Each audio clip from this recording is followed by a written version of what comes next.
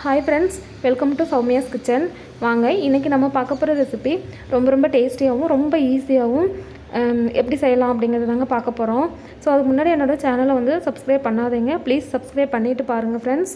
வாங்க, இப்போ வந்து ஸ்டவ் ஆன் பண்ணிவிட்டு ஒரு கடாயை வச்சுட்டு நான் 1 கப் வந்து ரவை எடுத்துருக்கிறேன். ஸோ அந்த ரவையை வந்து ஒரு நிமிஷம் நல்லா வந்து சிம்மில் வச்சுட்டு நம்ம வறுத்தெடுத்துக்கலாம். இப்போ அதே கடாயில் வந்து எண்ணெய் ஊற்றிக்கலாம். எண்ணெய் ஊற்றிட்டு ஒரு 4-5 முந்திரி பருப்பு வந்து நான் அதை லைட்டாக வறுத்து எடுத்துக்கிறேன்.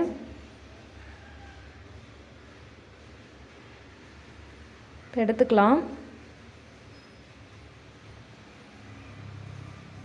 இதுக்கப்புறமே கடுகு வந்து கொஞ்சம் 1 டீஸ்பூன் வந்து சேர்த்திக்கலாம். அதுக்கப்புறம் வந்து கடலைப்பருப்பு 1 டீஸ்பூன், உளுந்தம்பருப்பும் 1 டீஸ்பூன் போட்டுக்கலாம். இதுக்கப்புறம் பொடியாக நறுக்கி வச்ச ஒரு 4-5 பச்சை மிளகாய் இருக்குது, அதையும் நம்ம இதிலே சேர்த்திக்கலாம்.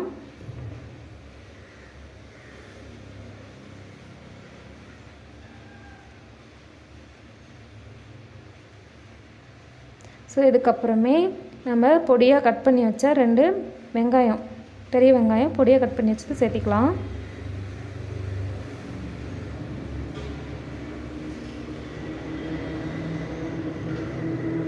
ஸோ அதுக்கப்புறம் கருவேப்பிலை கொஞ்சம் சேர்த்திக்கலாம்.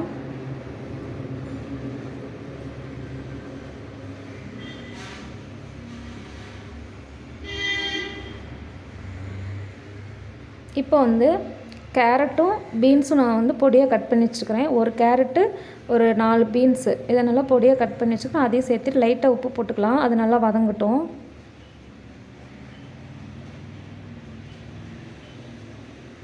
ஸோ 1 கப் ரவைக்கு வந்து நம்ம 2 கப் தண்ணி, 2 கப் 2.5 கப் ஊற்றிக்கலாம்.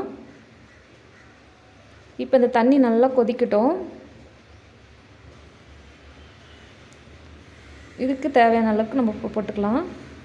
பாருங்கள், நல்லா கொதிச்சிச்சு, காயும் நல்லா வெந்து வந்துருச்சு. இப்போ ரவையை கொஞ்சம் கொஞ்சமாக போட்டு நல்லா கலரிக்கலாம். ஸோ இது பார்த்திங்கன்னா ரவை உப்புமா தான் ஃப்ரெண்ட்ஸ். ஆனால் இந்த மெத்தடில் செஞ்சிங்கன்னா உண்மையாலுமே நிறைய பேர்த்துக்கு வந்து இது மாதிரி உப்புமானாவே பிடிக்காது. கண்டிப்பாக இது போல் செய்து கொடுத்து பாருங்கள், திரும்ப திரும்ப வேணும்னு சொல்லி தான் கேட்பாங்க. ஸோ அதனால் இந்த மெத்தடில் கண்டிப்பாக நீங்கள் வந்து செய்து பாருங்கள், பார்த்துட்டு கமெண்டில் சொல்லுங்கள் ஃப்ரெண்ட்ஸ். பாருங்கள், நல்லா வெந்து சூப்பரான உப்புமா நமக்கு ரெடி ஆயிடுச்சு. நம்ம வந்து இப்போ வந்து முந்திரி பருப்பு நம்ம வறுத்து வச்சோம் இல்லையா, அதையும் இதில் போட்டுக்கலாம். ஸோ அதுக்கப்புறம் நான் ஒரு தக்காளி வந்து விதையை எடுத்துட்டு இந்த மாதிரி சின்ன சின்ன பீஸாக கட் பண்ணி வச்சுக்கிறேன், அதையும் வந்து சேர்த்திக்கலாம். பார்க்கவும் கலர்ஃபுல்லாக இருக்கும், சாப்பிடவும் ரொம்ப டேஸ்டியாக இருக்கும். அந்த சூட்லேயே அது நல்லா வெந்துடும். இப்போ கொத்தமல்லி தலையும் தூவி விட்டுறலாம். ஸோ பாருங்கள், சூப்பராக ரெடி ஆயிடுச்சு உப்புமா. இது போல் நீங்கள் கண்டிப்பாக ட்ரை பண்ணி பாருங்கள் ஃப்ரெண்ட்ஸ். கண்டிப்பாக எல்லாருமே விரும்பி சாப்பிடுவாங்க.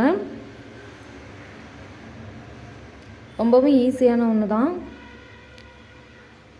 பிரேக்ஃபாஸ்ட்டு, டின்னருக்குலாம் கண்டிப்பாக இது போல் ஒரு டைம் செய்யலாம். ஓகே ஃப்ரெண்ட்ஸ், இந்த வீடியோ பிடிச்சிருந்தா நம்மளோட சேனலை வந்து கண்டிப்பாக சப்ஸ்கிரைப் பண்ணிக்கோங்க ஃப்ரெண்ட்ஸ். உங்கள் ஃப்ரெண்ட்ஸுக்கும் ஷேர் பண்ணி விடுங்க ப்ளீஸ்.